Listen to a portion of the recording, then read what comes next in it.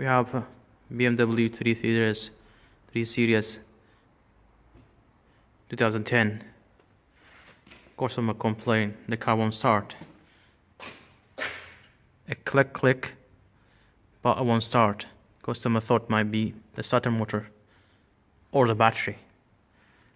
We have checked the starter motor working perfectly fine, no problem. We have put the battery on charge. This is the original BMW battery on charge, and put it back on the car. Battery perfectly fine.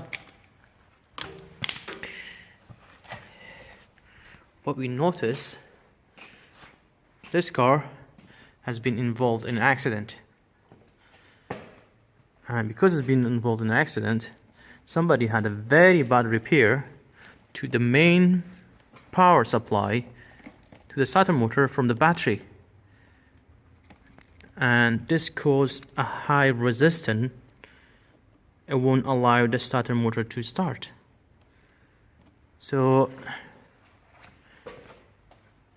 we put the ignition on, we jump start the car from here, car start perfectly fine, and this cable is the problem. Because the car has been in an accident, as you can see the damage here. You cut the cable.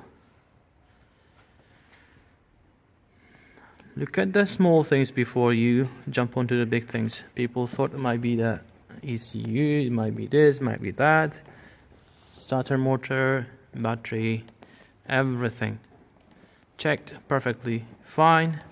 This is our problem. Now we need to get a cable. Thank you for watching.